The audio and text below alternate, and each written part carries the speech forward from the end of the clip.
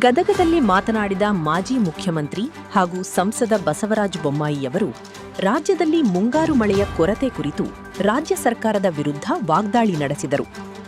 ರಾಜ್ಯದಲ್ಲಿ ಮಳೆಯ ಅಭಾವದಿಂದ ರೈತರು ಸಂಕಷ್ಟಕ್ಕೆ ಸಿಲುಕಿದ್ದಾರೆ. ಇಂತಹ ಪರಿಸ್ಥಿತಿಯಲ್ಲಿ ರಾಜ್ಯ ಸರ್ಕಾರ ತಕ್ಷಣ ಸಮೀಕ್ಷೆ ನಡೆಸಿ ಬರಪೀಡಿತ ಪ್ರದೇಶಗಳನ್ನು ಗುರುತಿಸಿ ಬರಗಾಲ ಘೋಷಣೆ ಮಾಡಬೇಕು ಎಂದು ಅವರು ಆಗ್ರಹಿಸಿದರು.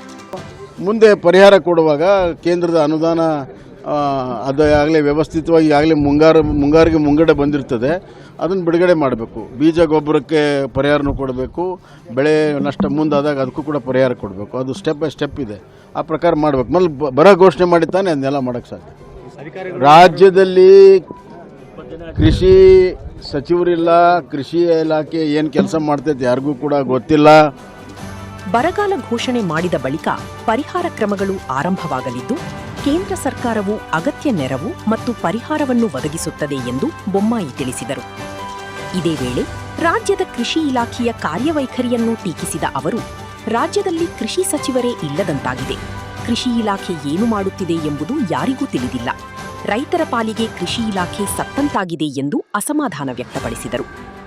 ಖಾಸಗಿ ವಲಯದ ಉದ್ಯೋಗಗಳ ನೋಂದಣಿಗಾಗಿ ರಾಜ್ಯ ಸರ್ಕಾರ ಆರಂಭಿಸಿರುವ ಡಿಜಿಟಲ್ ವೇದಿಕೆ ಕುರಿತು ಪ್ರತಿಕ್ರಿಯಿಸಿದ ಅವರು, ಇದನ್ನು ರಾಷ್ಟ್ರದಲ್ಲೇ ಮೊದಲ ಪ್ರಯತ್ನ ಎಂದು ಸರ್ಕಾರ ಬಿಂಬಿಸುತ್ತಿದೆ. ಆದರೆ ಕೇಂದ್ರ ಸರ್ಕಾರ ಈಗಾಗಲೇ ಇಂತಹ ಪೋರ್ಟಲ್ ಅನ್ನು ಆರಂಭಿಸಿದ್ದು, ಉದ್ಯೋಗಾಕಾಂಕ್ಷಿಗಳು ಹಾಗೂ ಉದ್ಯೋಗದಾತರನ್ನು ಸಂಪರ್ಕಿಸುವ ಪರಿಣಾಮಕಾರಿ ವೇದಿಕೆಯನ್ನು ನಿರ್ಮಿಸಿದೆ ಎಂದು ಹೇಳಲಾಗಿದೆ. ಈ ಕೇಂದ್ರ ಪೋರ್ಟಲ್ ಮೂಲಕ ಈಗಾಗಲೇ ಸುಮಾರು 45 ಲಕ್ಷ ಜನರಿಗೆ ಉದ್ಯೋಗ ದೊರೆತಿದೆ. ಹೀಗಾಗಿ ರಾಜ್ಯ ಸರ್ಕಾರ ಹೇಳುತ್ತಿರುವುದು ಹೊಸ ಪ್ರಯತ್ನವಲ್ಲ, ಕೇಂದ್ರ ಸರ್ಕಾರದ ಮಾದರಿಯನ್ನೇ ಅನುಸರಿಸಲಾಗಿದೆ ಎಂದು ಬಸವರಾಜ ಬೊಮ್ಮಾಯಿ ಅಭಿಪ್ರಾಯಪಟ್ಟರು.